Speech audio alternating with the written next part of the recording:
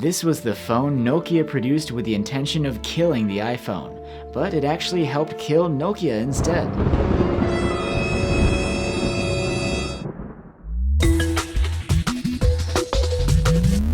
Hey, what's up guys, Will here for GSM Arena, and welcome to the Flashback, a series where we capture a moment of mobile history. Today we're going to take a look at one of the best Nokia Symbian devices of the day, the Nokia N97. The Nokia N97 was supposed to be the company's top contender in the fight against the iPhone.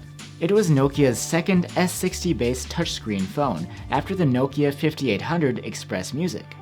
This was Nokia's flagship at a time when touchscreen phones were becoming increasingly prevalent, and it was highly anticipated. So what happened? The Nokia N97 was released in the US on June 9, 2009, and 17 days later it was available worldwide. The Nokia name was enough to guarantee success at first, but this wouldn't last long. Smartphones of the past ran only a few apps and accessed a limited version of the web. But the new generation of smartphones had to open websites made for PCs and run apps just as complex as on desktop computers. And that was well beyond the capabilities of Nokia's platform, both hardware and software-wise. The iPhone made touchscreens cool, and the N97 had a touchscreen too. However, it still used resistive touch, while competitors were quickly adapting the more advanced capacitive variant. Resistive touch panels not only had lower sensitivity, but also lacked multi-touch support. Steve Jobs had enchanted the world with pinch zoom, an iPhone's holistic approach to software.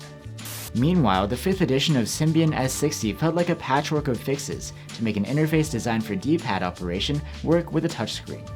But it wasn't just the screen that sank the Nokia N97 or even the clunky Symbian software. In even more ways, Nokia was just stuck in the past. The N97 launched in mid-2009 with a single-core processor clocked at 434 MHz, and with just 128 MB of RAM. That's as much processing power as the original iPhone had, but it had launched 2 years earlier. The N97 was up against the iPhone 3GS, which had a 600 MHz processor and 256 MB of RAM. Okay, still hardly a processing powerhouse, but iOS wouldn't learn to multitask until the following year. Not Symbian though. It had supported true multitasking for years. It's just that it ran relatively simple apps, which fit comfortably in the limited resources available. But after Apple and Google opened the doors of their app stores, developers rushed to create computer-level apps and games. And as a platform, the N97 was not up to the challenge. The Nokia OV Store had as many as 525 applications.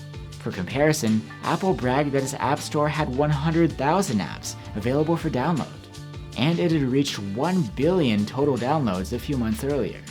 At around the same time, the Android App Store had around 11,000 apps. The warmed-over Symbian apps felt antiquated, especially while listening to your pals rave about the latest and greatest apps or games they just downloaded on their iPhone or Android device. The N97 failed in spectacular fashion in its mission to end the iPhone, but don't take our word for it. Here's what Anssi Vanjoki, Executive VP of Markets at Nokia, said in his own words. So N97 has been a tremendous success for us when it comes to how many did we ship and how much money did we collect. But it has been a tremendous disappointment in terms of the experience quality for the consumers, and something we did not anticipate. It happens every now and then in a big company like Nokia that even if you have the most stringent quality control mechanism, something slips. The Nokia N97 had a slide-out design that revealed a 3-row QWERTY keyboard below the display. That was touted as an advantage back then, but it's just another sign of Nokia's outdated point of view. Touchscreen keyboards were getting more accurate as predictive input improved, and would soon eclipse their physical counterparts. The cramped keyboard on the N97 was never going to reach the speeds that touchscreens would offer their users. On paper, it might have looked like the Nokia N97 had the upper hand. It came with 32 gigs of built-in storage, which was double what you'd get on the iPhones or the original Galaxy S. Also, Nokia equipped its phone with a 5-megapixel camera with Carl Zeiss optics, which supported 480p video recording at 30 FPS. The image quality of photos and videos was good too. It was miles better than the 3.15-megapixel cam on the iPhone 3GS, but it appears camera quality was not everything. And that's when we put aside the fact that the N97 was no longer the leader of the pack in image quality either. The N97 had a micro SD slot too, so you could carry a large video and music collection.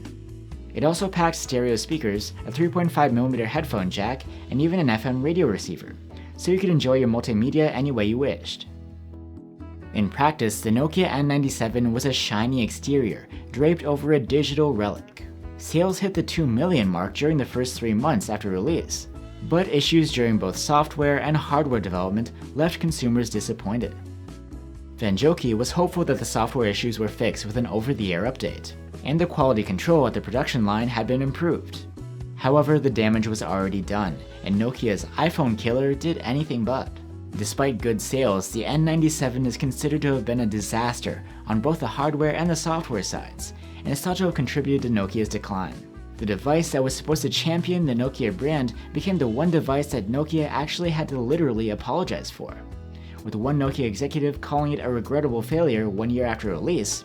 That's pretty rough. Soon after that, the company moved on to Microsoft's Windows Phone, but that's a story for another day. Thus, Nokia's attempt to outdo its rivals fizzled, and this killer would remain locked up without ever completing the mission it was set out to do.